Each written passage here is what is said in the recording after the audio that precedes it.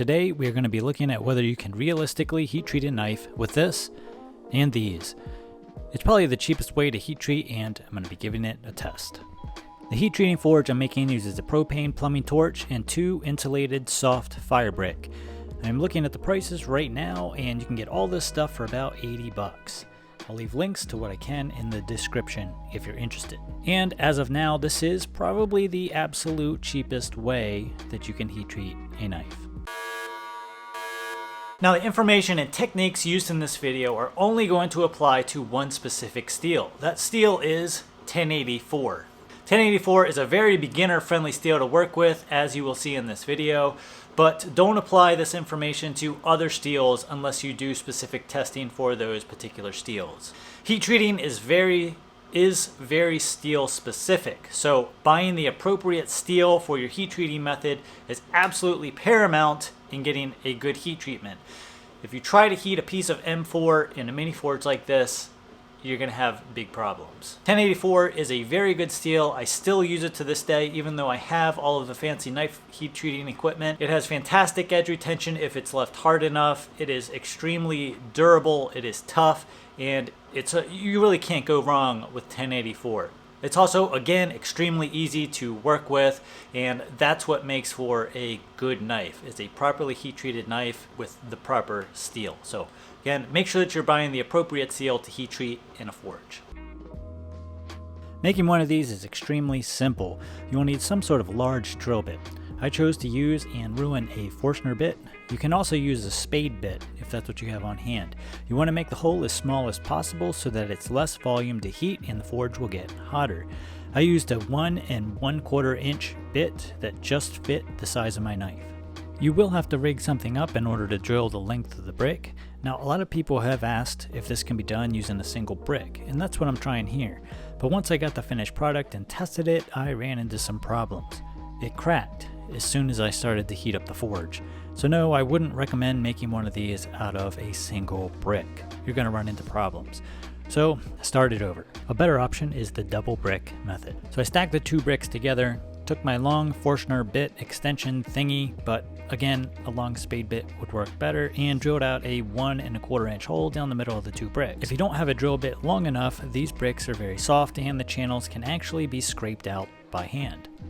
Next, I'll put the bricks on top of each other and drill a 5/8 inch hole for the torch to go through. Now, I'm drilling this hole off center so that it enters the burn chamber towards the bottom so that the flame will hopefully create a swirling pattern inside the burn chamber. And then here, I'm just taking an old junk knife that is ruined and cleaning up the transition from the torch into the burn chamber. And that's pretty much it. Insert the torch and turn it on. Make sure that the torch is fully inserted, otherwise you may get some flame coming out of the hole where the torch fits, and that's probably not good. I don't have any scientific evidence to back that statement up, but it's probably not good for the torch.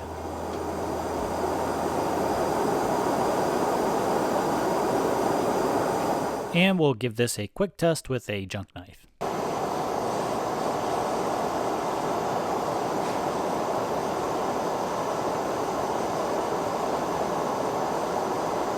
So it's been a while since I heat treated in a mini forge like this. I mean, it's been years and years and years at this point, and I couldn't remember exactly how long it took to bring the knife up to heat treating temperature and whether or not it really was a viable option for heat treating. To tell you the truth, I'm actually really surprised at how quickly this thing brought that knife up to heat treating temperature. I mean, it was maybe a minute. It was really, really fast. And I think a lot of that has to do with the size of that burn chamber, making it as small as humanly possible, or as small as your knife will allow. The smaller that burn chamber is, the better, because obviously you're not heating up more space, a bigger burn chamber, than what your torch is able to heat up. So keeping your burn chamber small is definitely going to be key for making one of these things work. These are not going to be for heat treating like giant machetes and stuff. These are for smaller bushcraft, smaller like EDC type knives. So what I'm going to do now is lengthen the burn chamber just a hair so that I can get the blade in a little bit farther to allow more even heating of the entire blade length. And then I'm going to go ahead and grind out a couple of test blanks. I'm going to heat treat them. In this forge, I'm going to quench them in Parks 50, which is going to be key. I'll talk about that here in a minute. And then we'll put them on the hardness tester to see whether or not I can get a decent hardness out of them using a really cheap, really crude heat treating method. So what I'm doing now is lengthening the burn chamber so that I can get the entire cutting edge in contact with the flame entering the burn chamber. You want to be able to get the entire knife edge into contact with the flame. So size your burn chamber and spacing of the torch opening within the burn chamber to allow the flame to come into contact everywhere on the knife edge. This will allow you to better control where you heat and how much you heat along the edge. So rather than doing little test coupons, I decided to do an entire knife test blank. And I'm glad I did, and you'll see why in just a second.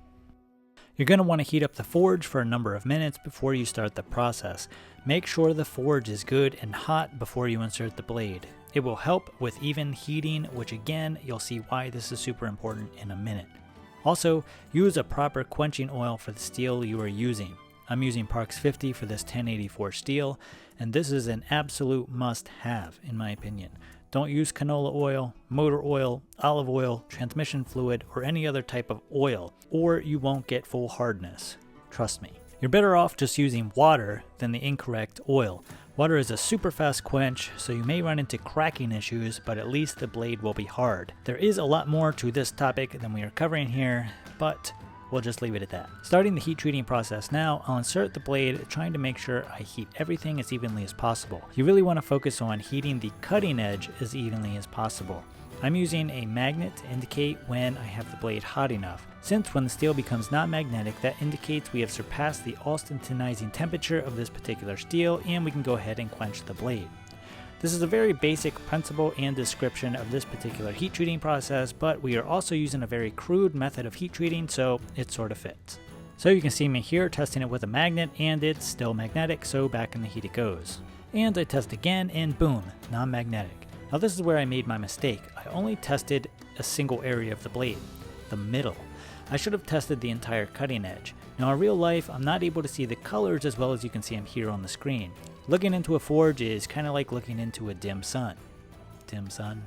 It's kind of hard to distinguish different colors when you have an overbearing bright spot. So for me, the entire blade looked uniform in color, thus I assumed I had heated everything evenly. This was not the case. Hopefully we got this thing hot enough. Especially down here I'm kind of concerned about, and maybe even up here towards the tip of the blade. I'm not sure. So let's clean it up and we'll put it on the hardness tester. Quick grind to clean everything up and onto the hardness tester to run a million hardness tests. And Houston, we have a problem.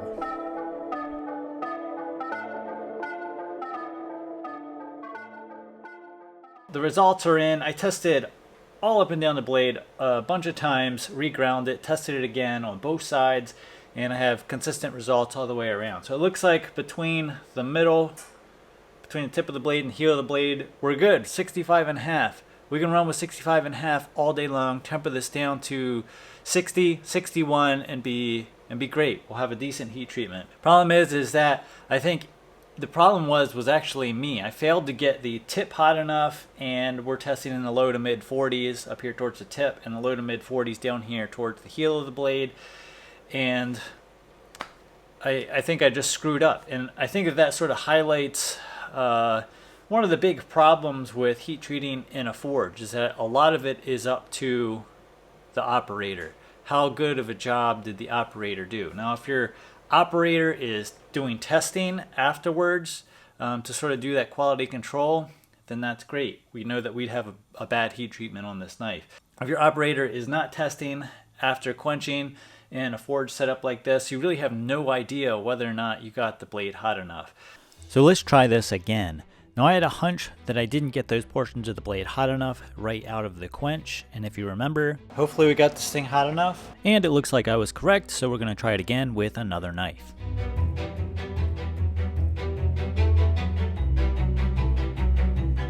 Same setup as before. I let the forge preheat for about 10 minutes this time.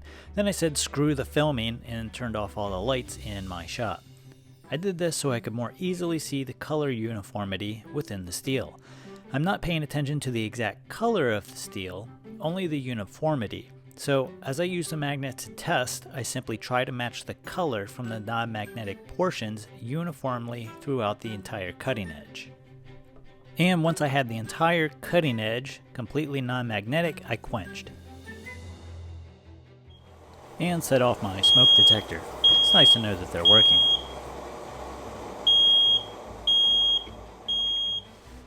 I'll wipe off the blade, take it over the grinder to grind the flats flat, and then over to the hardness tester to run another million hardness tests. 66.5.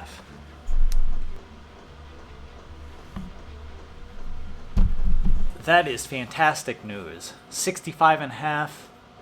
No, I'm sorry, 66.5 to 67 along the entire cutting edge, all the way from heel to the very tip. So we had really good even heating. This forge was definitely able to get us up to the temperature we needed, and we got the hardness we were after. Almost 67. The only thing that, the only question that remains at this point is, what does the grain look like if we do a snap test? Are we going to get really coarse grain? Did we way overheat it for way too long? Or are we going to have fairly fine looking grain when we do the snap test? So the only thing left to do at this point, since we have, for all intents and purposes, a decently heat treated blade in a mini forge like this, we'll go ahead and snap it and see what it looks like. So if you saw my previous video from several months ago about how dangerous hardened steel is when it breaks, take all the safety precautions that you possibly can. This stuff is actually really dangerous, and it will mess you up if you start, if you get a piece of this coming at you at like 250 miles an hour. It will definitely do some damage, so be careful doing this.